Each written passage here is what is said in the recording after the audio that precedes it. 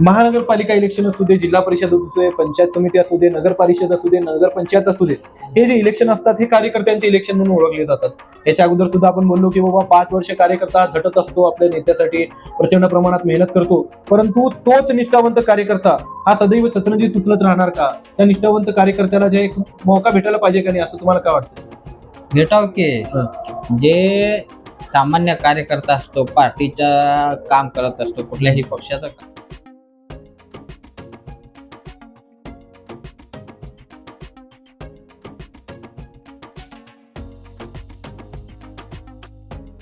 हे आपल्या सोलापूरमध्ये असू दे, पूर्ण महाराष्ट्रामध्ये असू दे, खूपच एक विचित्र असा माहोल आपल्याला बघायला भेटला।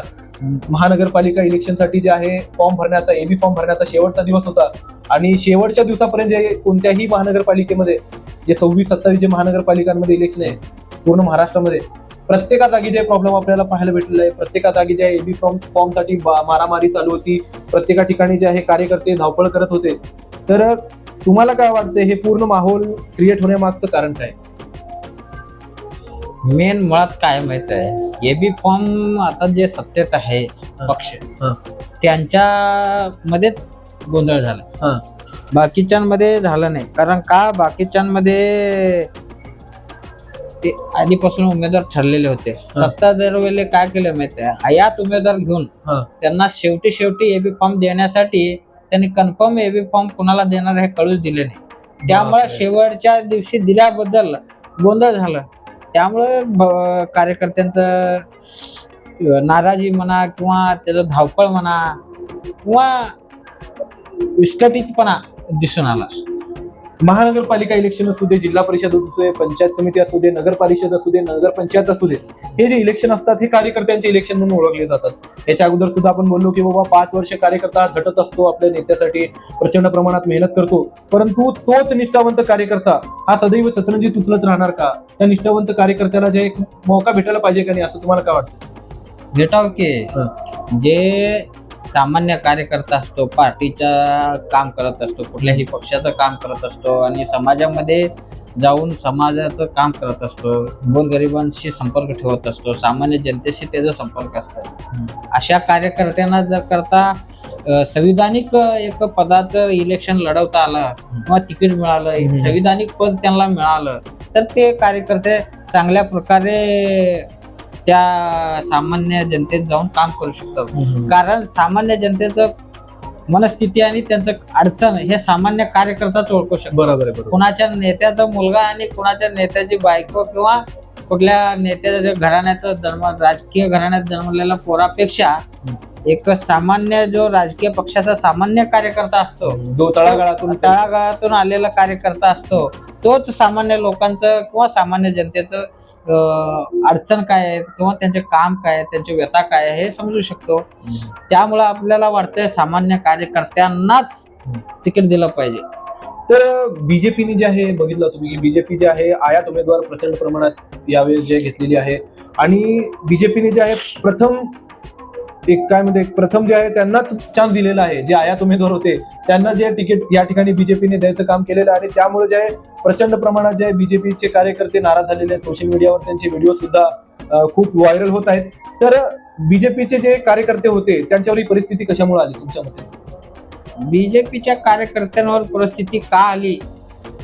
कार्यकर्ते सर्व व्यवस्थित आहेत, कार्यकर्ते पक्षाशी निष्ठा आहे, भाजपच्या कार्यकर्त्याचं हिंदुत्वाशी निष्ठा आहे।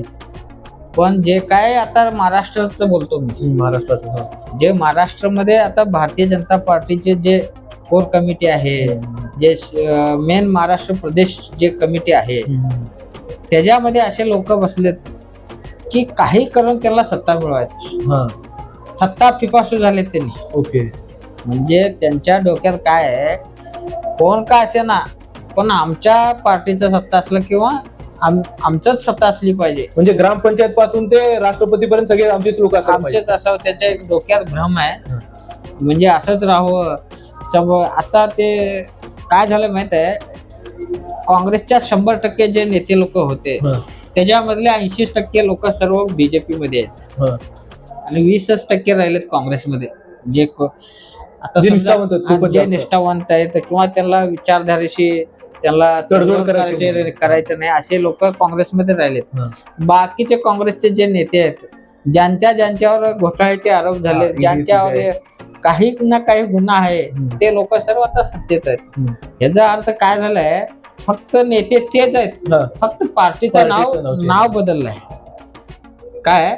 आणि काय माहिती, सैन्यामध्ये सेनापती बदललाय आणि सैन्य तेच आहे. सैन्य तेच आहे पूर्ण. म्हणजे काय मला म्हणायचं काय, राहुल गांधी किंवा सोनिया गांधी, प्रियंका गांधी, मल्लिकार्जुन खरगे हे जे का काँग्रेसचे प्रमुख आहेत, फक्त ते तिथंच राहिलेत. बाकी खालचं सैन्य सर्व बीजेपीने घेतलंय. काय त्यांचे काँग्रेसचं सैन्य घेऊन युद्ध करायला लागले काँग्रेस. मला काय म्हणायचं आहे, म्हणजे तुम्ही इलेक्शन करा, राजकारण करा, ह्या भारतीय जनता पार्टी सत्तेत येण्यासाठी किती लोक काम केलेत हे जरा एकदा आम्ही लिस्ट बनवलं ना, लोक येणे होतील. बरोबर आहे.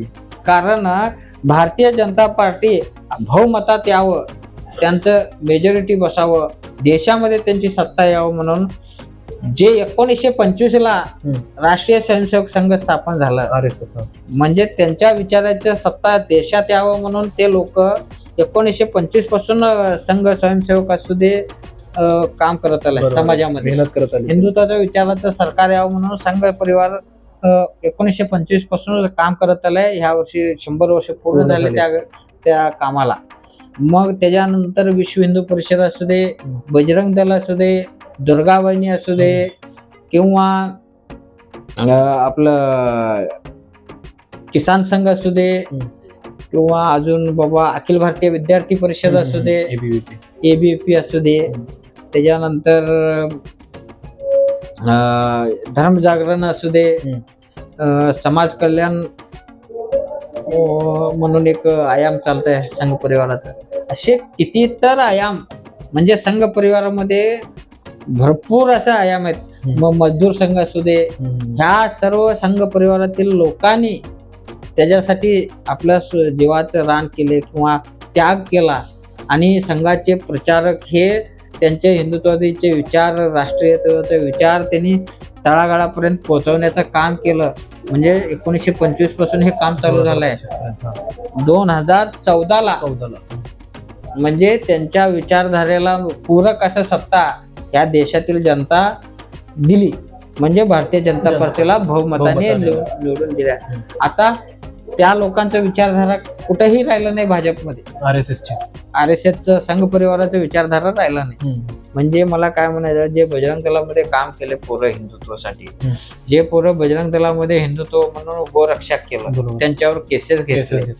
मग तुम्ही सत्तेत आला, तुम्ही गोरक्षा झाली का? गोहत्या बंद झाली का? किती कठोर तुम्ही बंद केला का? भारत जगातील 2 का 3 नंबरवर येत आहे बीफ एक्सपोर्ट मध्ये.